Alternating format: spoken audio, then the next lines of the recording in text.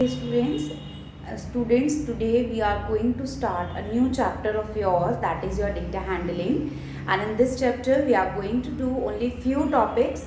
Okay, those are important. And in your previous chapter, that is your practical geometry, we will do one part of it. Only one part is remaining, that is your construction of some spatial angles with using your compass. We will learn So how to let's get construct started. an angle of 60° using your compass.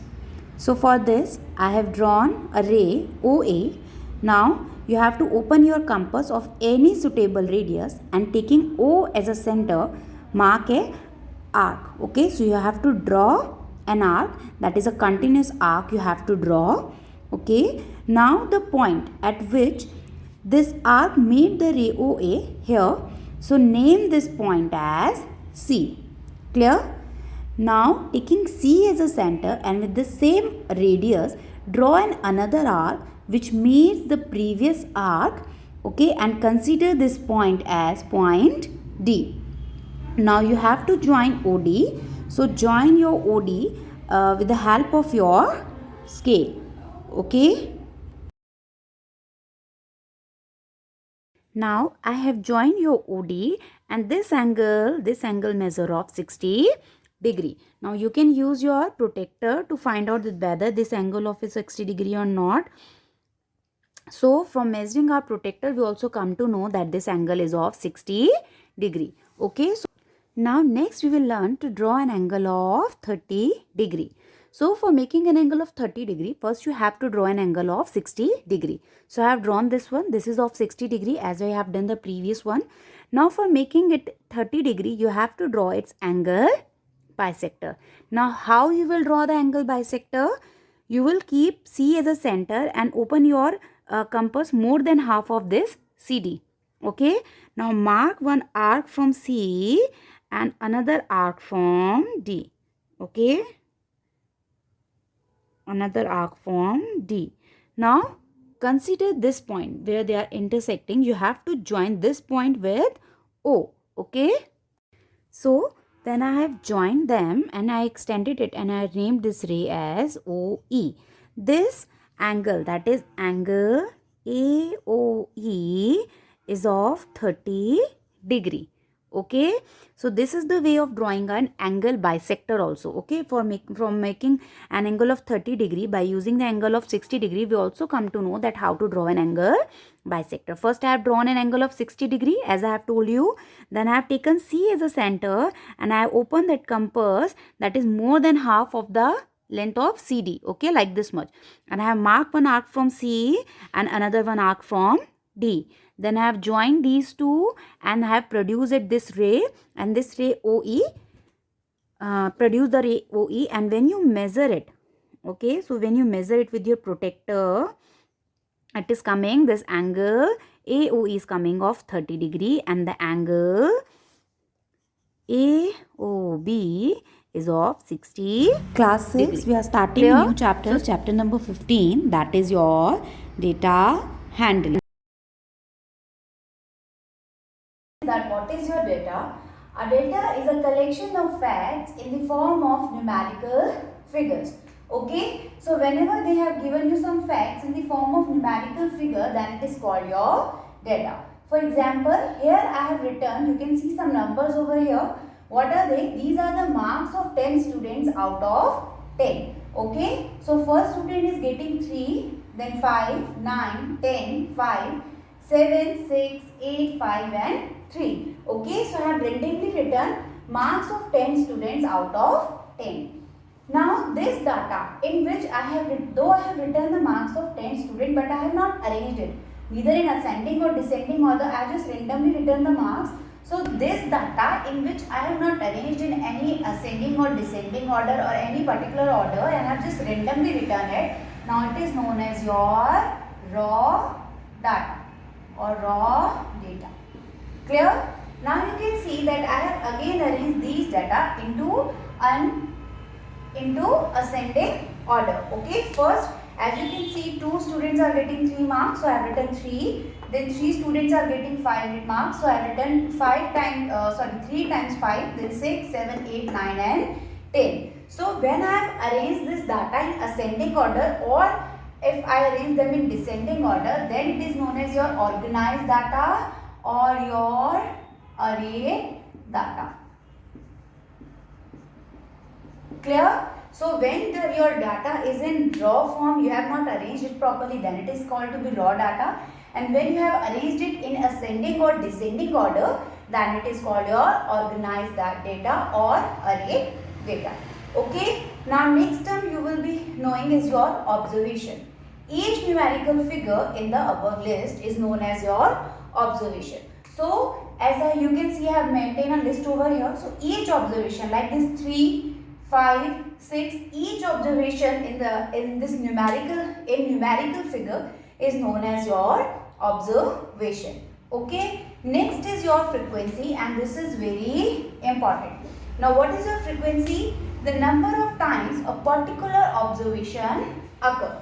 Okay. Now you can see that here 3 is coming 2 times. It means 2 students are getting 3 marks, and 5 are coming in 3 times. It means 3 students are getting 5 marks. So what is the frequency? The number of the times a particular observation occurs. So what is the frequency of 3? It becomes 2. And what is the frequency of 5? It becomes 3. Okay. Students, now we will learn how to form a frequency distribution table. Now what is a frequency distribution table?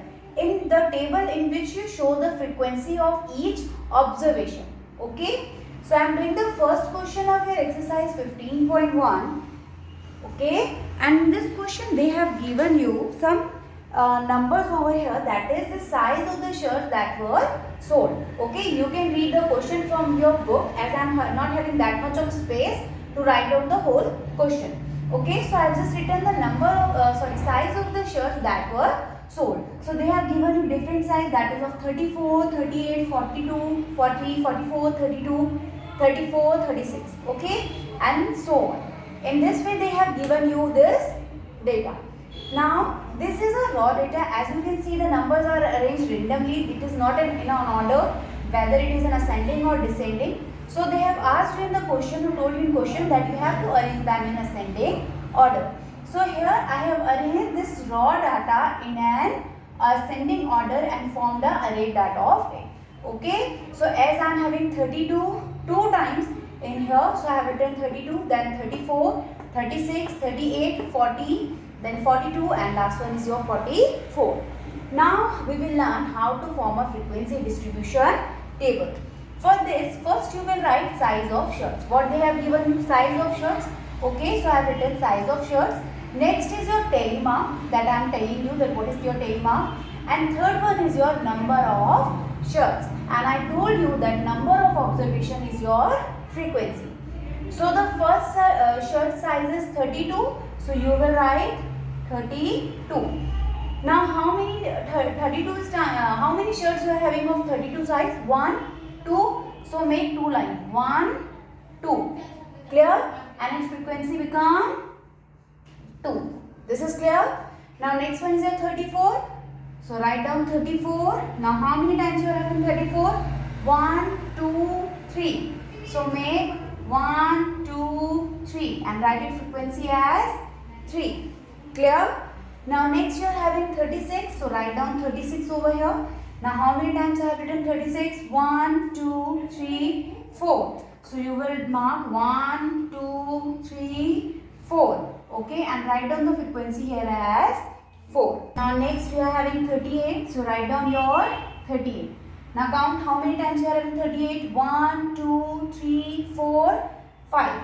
So mark here 1, 2, 3, 4 and 5. Why I am doing this? In tally mark you have to make pair of 5s. Like you make 1, 2, 3, 4 and then this one your 5. So that when we have to count, it is clear that this is 5. If I make one another stick over here, then it will become difficult to count. Okay. So 5 times, so I have written 5. Now next you are having 40. So write down 40. Now count how many times you are having 40. 1, 2, 3, 4, 5, 6, 7. Okay. So how you make it tally mark? 1, 2, 3, 4, 5, 6, 7. Clear? So if I saw this telemark, I just clearly know that this is 5 and 5 plus 2 will be 7. So write down here 7. Next is your 42. So write down 42. Now how many times you are having 42? 1, 2, 3, 4, 5, 6. So you will write 1, 2, 3, 4, 5 and this one 6 and write the frequency over here 6. Last one is your 44. So write down 44. So how many times? 1, 2, 3. So write down 1, 2, 3 and write in frequency 3. Clear? This is your frequency distribution table. First you will write the number of the size of the shirts or whatever they have given. For example, if they have given the number of students out of 20, so you will write them here. Then you have to make their telemark. I told you that you will do 1, 2 and if they are 5 or more than 5, then you will do 1, 2, 3, 4 and cut this one, this become 5. So you make one pair of 5. Okay. And here you have to write down the frequency. Like I can see it's 2, so I have written 2. Clear? So this is your frequency distribution table. And in your examination, definitely I am going to give you one frequency distribution table. Now in this question, they have also give you question based on this. Okay, this frequency distribution table. So you have to read the questions by yourself. I am just writing the answers of it. Okay. So first they have asked you which shirt size had the maximum sale. So you have to find the maximum sale. Now come to the number of the shirt that has been sold. So you can see 7. Which is the shirt size? 40. So the sale of 40 number shirt size was maximum. Okay. Now second they have asked you which shirt size had the minimum sale. Now which one is having minimum sale? From number of shirts you can guess. It is 32. So answer is 32. Now in third part they have asked you the number of shirts sold of size 42 or greater than 42. Okay. So they have asked you the number of shirts of size 42. 42 shirt, number of shirts of size 42 will be 6 or greater than 42. So greater than 42 will be 44. It means you have to add 6 plus 3 will be 9.